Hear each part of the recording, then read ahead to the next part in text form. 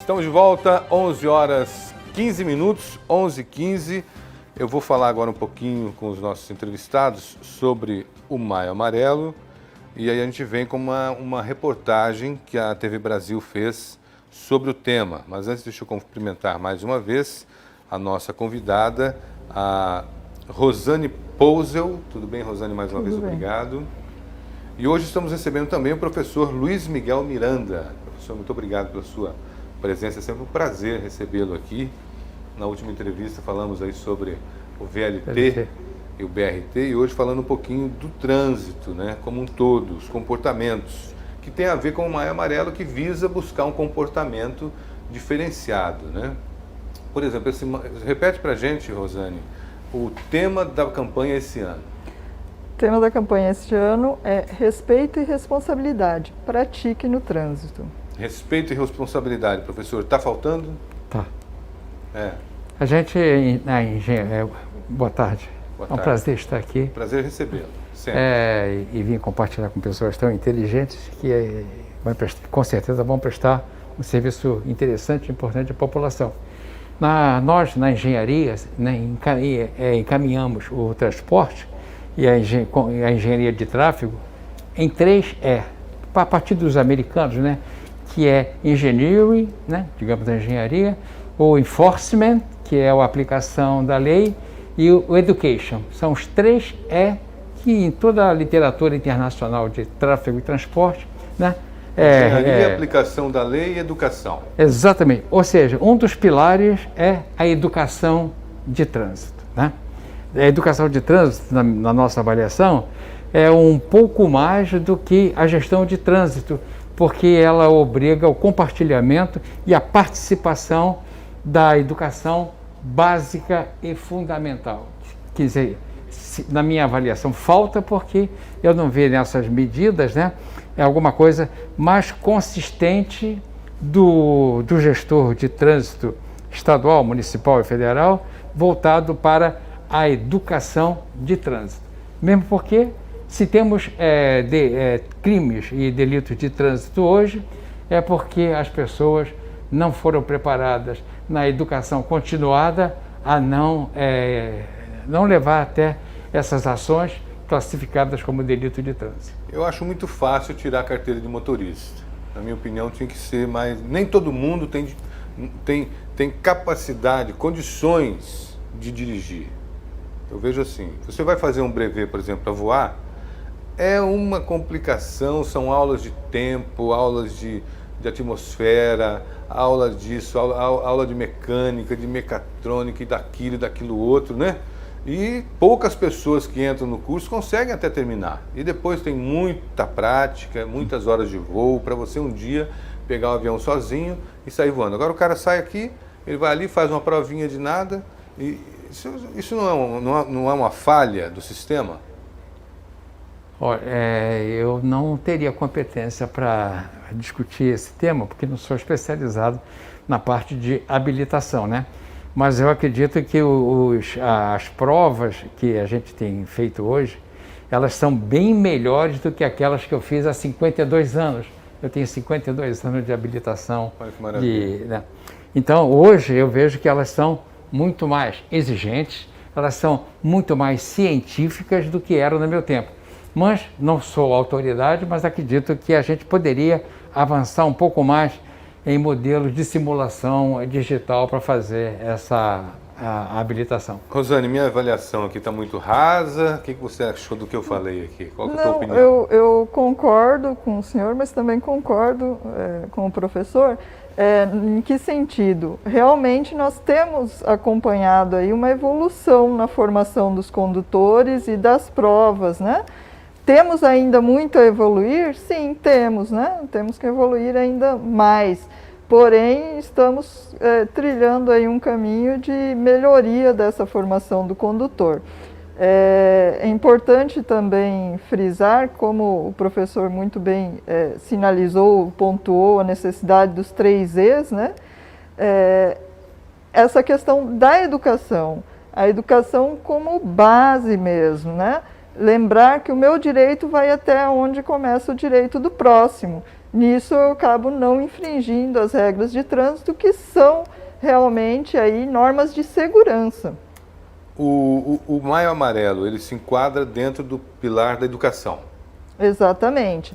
Porém, ele é um movimento de protagonismo social. Toda a sociedade é convidada a se engajar, todos os órgãos de trânsito, todas as empresas, toda a mídia, toda a população tem aí materiais disponíveis, né, para divulgar, e ele visa aí que a gente faça uma reflexão das nossas atitudes no trânsito. Porque mudança de hábito é uma coisa que a gente sabe que é muito difícil, né? Quando a gente vai mudar um hábito alimentar, por exemplo, a gente percebe que não é tão fácil quanto parece. E aí a gente precisa da mudança desses hábitos arraigados, porque a gente aprendeu a dirigir, às vezes, numa outra situação de menos fluxo nas vias, né? Hoje a gente compartilha com uma porção, estão vindo aí inclusive novos veículos, né? Os veículos elétricos, aquelas motonetas, patinetes elétricos que estão dividindo espaço conosco no trânsito.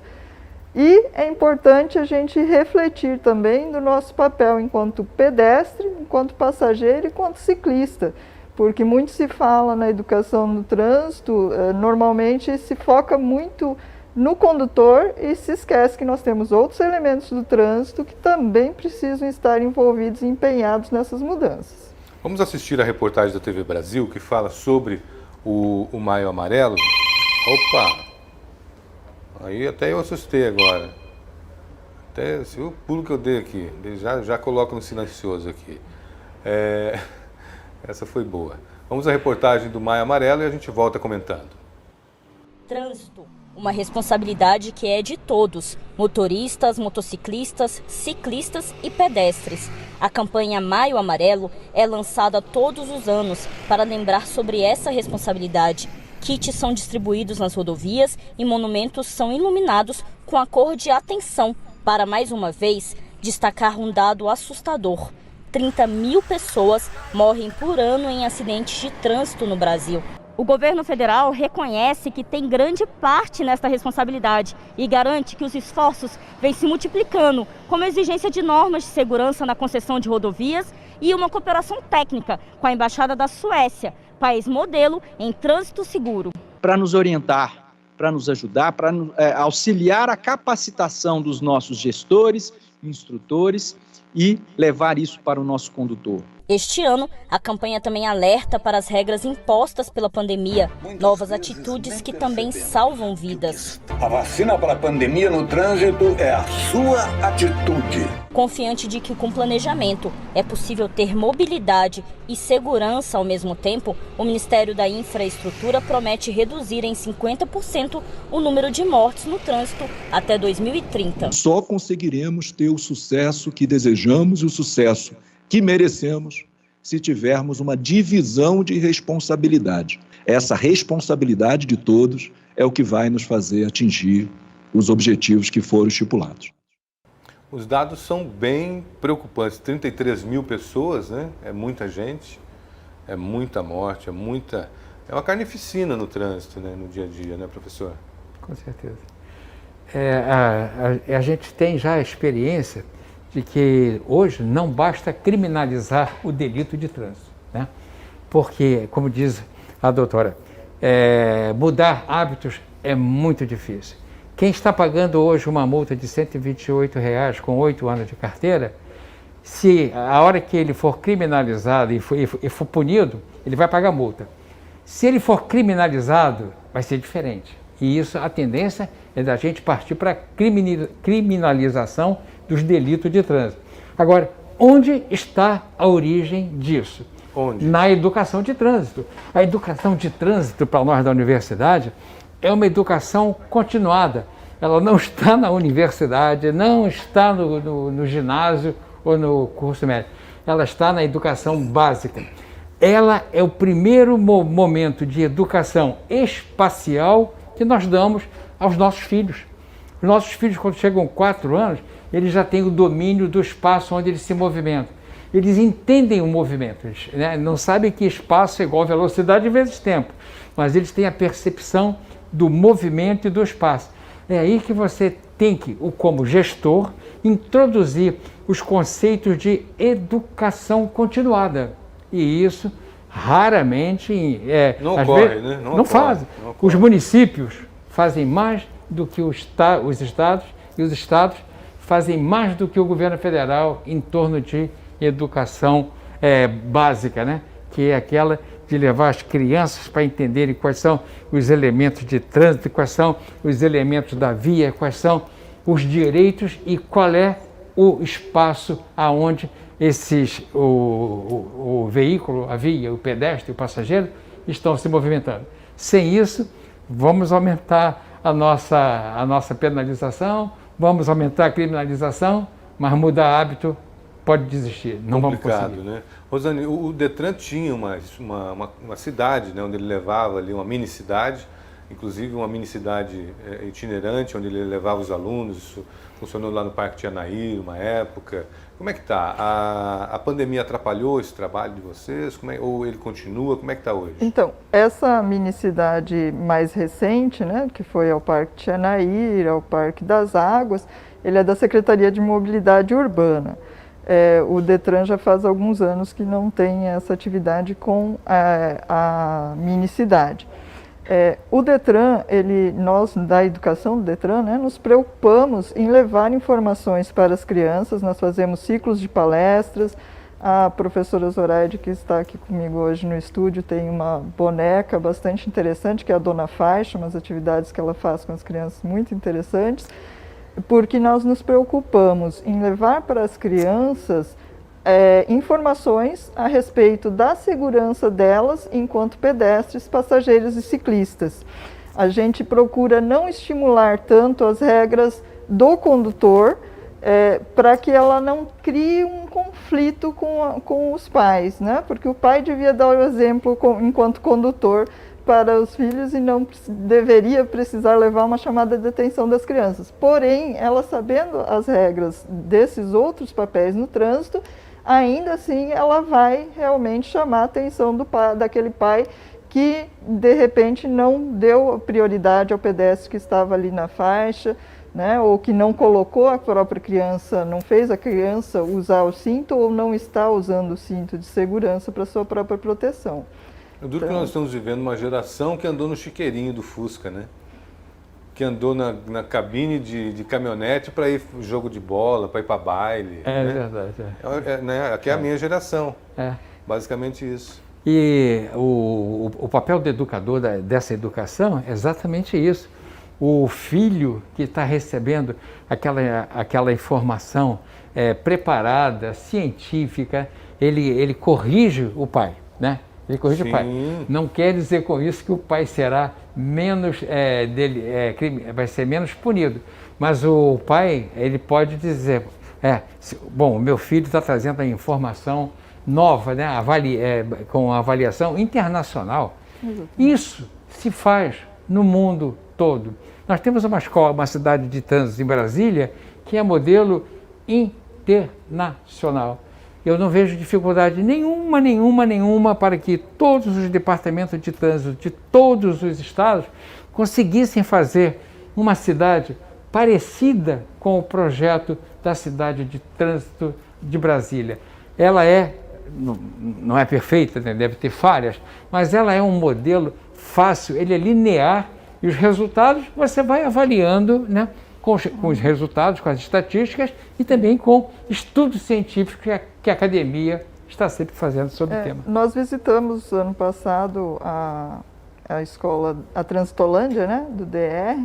É realmente bastante interessante. Transitolândia? Isso, chama Transitolândia, do DR do Distrito Federal. Me preocupa um pouco, assim, eu acho que é um fator complicador, né, da instituição da Transitolândia em outros estados, é até o espaço, a territorialidade, né? O espaço territorial nosso é muito grande. Lá eles têm a facilidade que o Distrito Federal é um espaço bem mais restrito, então eles têm maior facilidade de trazer essas crianças até a Transitolândia. E uma coisa que é bastante interessante é que lá eles respeitam essa situação também de tratar a criança enquanto os papéis que ela ocupa no trânsito, né? Eles não colocam as crianças em carrinhos para conduzir veículos, são sempre conduzidos por... os veículos elétricos que tem lá são conduzidos pelos próprios profissionais que atuam lá. E qual o caminho? Nós estamos vivendo assim, digamos que o trânsito amarelo vai passar. Nós já tivemos outros trânsitos, outros Maio Amarelo, né?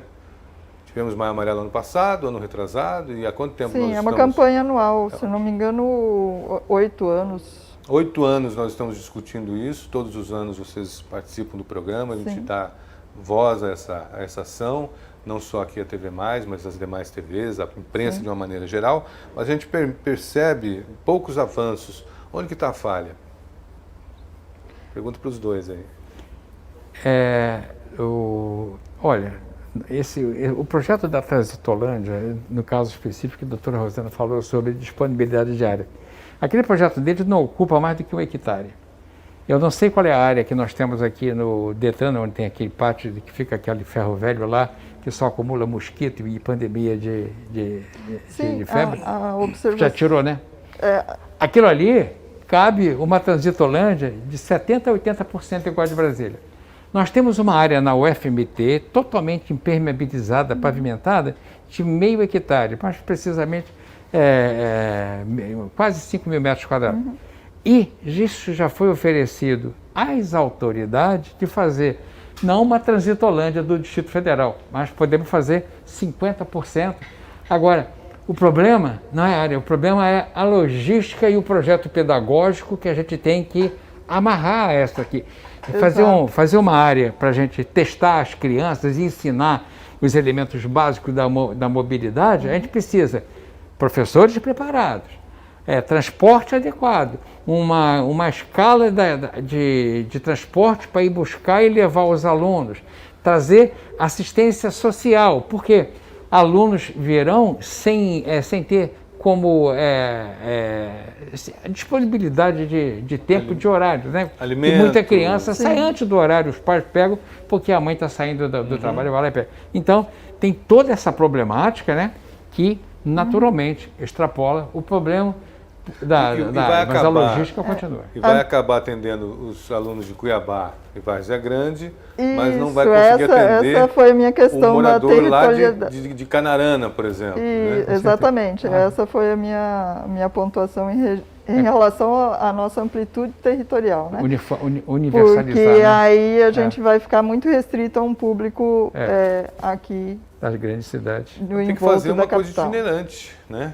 Algo itinerante, como fez a CEMOB aí que você colocou. É aí que eu digo que falta o comprometimento, a vontade política de fazer, porque os custos, nós sabemos o que custa, saber como fazer também.